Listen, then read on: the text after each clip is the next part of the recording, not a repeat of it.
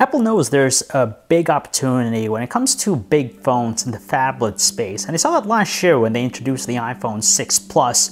It was their largest phone to date, and with its successor, they've added several new things to hopefully make it a pretty good offering for the next 1 year.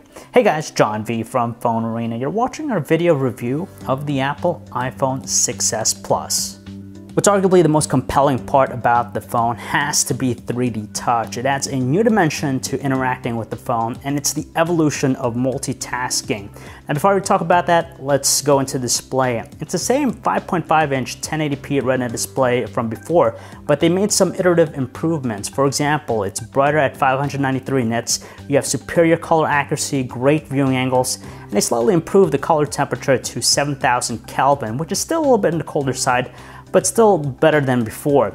Now 3D Touch works in similar premise to the S Pen stylus that Samsung has, but rather than being a separate thing, all that technology is incorporated into the display itself, so it's actually able to recognize varying degrees of pressure sensitivity, and you get some really inventive features with that. For example, if you're in the mail, if you're checking your email, you could preview a message by just pushing into it. It pops open a separate window and you could preview it. The same thing applies with links and also in the web browser as well. You also have some quick actions, so with some of the particular icons in the home screen, you can push them in, for example, the camera icon, and you get some quick functions out of it, like being able to take a selfie. Another cool thing is with it has a trackpad feature, so when you're typing up messages, you can manipulate the keyboard, the cursor a lot better. You just push into the keyboard, and from here you could just move it around, and you could even highlight stuff, and it's a lot more intuitive than the usual way. Multitasking is slightly enhanced. You'll be able to switch between two apps very quickly by swiping from the left side. And finally, it has also this pressure sensitivity drawing with the new Notes application. It's nice that it could recognize fine strokes, but it's not quite as intuitive as, say, as the S Pen stylus with the Note 5. Now, the biggest challenge though with this whole 3D touch thing is that it's limited to native apps right now, and there's no widespread support for third-party apps just yet. The second thing that really impressed us about the iPhone 6s Plus is the superior battery life performance versus its predecessor. It just destroys it. Last year, we were pretty disappointed by the tally, but this year, in our battery benchmark test, it achieves a mark of 8 hours and 11 minutes, which is just as the same as the Note 5, so it's a lot more long-lasting, and you can easily get a solid 1 day of normal usage with it. However, its charging is comparatively slower than the competition, and you don't have wireless charging either with it. Just like its predecessors, the iPhone 6s Plus is just a great all-around performer with its camera. They've upgraded it to a 12 megapixel iSight rear camera. In the front, it jumps up to a 5 megapixel one. As far as the interface is concerned, it's the same as before. It's pretty minimalist with its shooting modes, and there's no manual controls, unfortunately, but at least it's very fast at snapping images.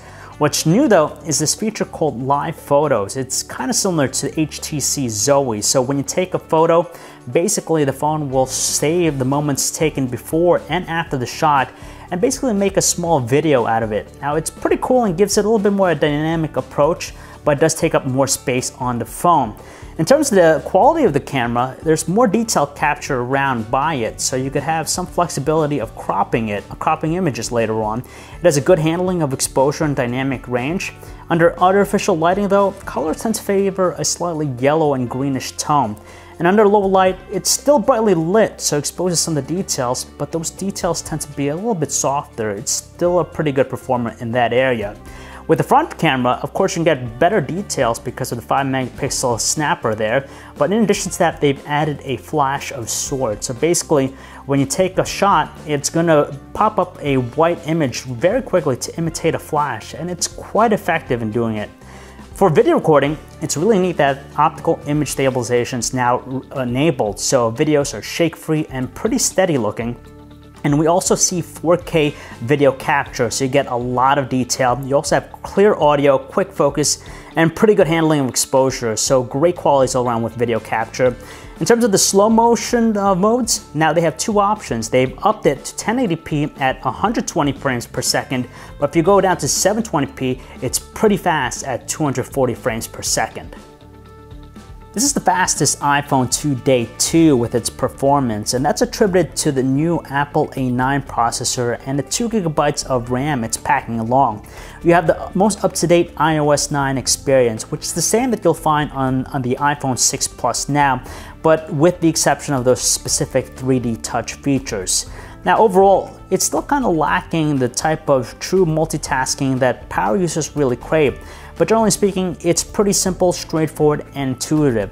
And with the upgraded processor, it's a lot more responsive and you get less refreshing of apps. You also get improved Touch ID. The fingerprint sensor is a lot faster in recognizing our fingerprint, so unlocking the phone is pretty fast. And topping it off, it's a killer performer with its gaming processing performance too. And many of the benchmark tests we're running, it's able to maintain a pretty solid 60 frames per second too.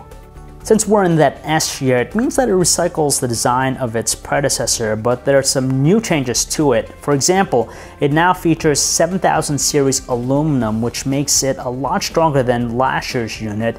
Same premium svelte construction, but it is heavier. And you also have a new rose gold color if you want to go with that. But to tell the truth, it looks more like a salmon color than anything else. Unfortunately though, Apple is still sticking with the base storage option of 16GB. That's just not enough, especially when it captures 4K videos and you also have live photos. It just eats it up very quickly. You're better off picking up the 64GB version or even the 128GB one. Still, the multimedia experience is also unchanged with it. Now, it has no problems playing videos and whatnot because of the large size screen, but you don't have that true multitasking element in play, so you could do something else besides watching a video. With the Apple Music, it's the same on pretty much any other iPhone out there. It's pretty straightforward. If you're a subscriber, you'll benefit the most out of it, but besides that, it plays local content pretty well and effectively. Unfortunately though, the speaker itself is weaker this time around. It puts out 69.1 decibels of power, which is far less than last year's model. And with that, it makes it very tough to use the speakerphone for making phone calls. It's just so subdued. You'll probably just want to stick to using the earpiece, which produces some pretty good results with it. Now, as we've seen this year alone, carriers have moved away from the subsidy model. Instead, if you plan on picking up the iPhone 6s Plus, you're going to be either paying in full price or paying it in monthly installments until it's paid off. And this ranges from $750 to as much as $950. And you get what you pay for. It's a fantastic phone, great build quality, great overall performance, and you have some new features like the inventive 3D touch technology that's on board. And of course, they made the iterative improvements to the battery life and the camera that we really appreciate. Still, there are several low-cost options out there to think about that really make for a compelling offering, like the Moto X Pure Edition. You have also the ZT Axon Pro and even the OnePlus 2. We've seen this year that a lot of companies have been focusing on value, but if money's not a concern, you really can't go wrong with the iPhone 6s Plus. It's still going to be one of the phablets to beat for the next 1 year.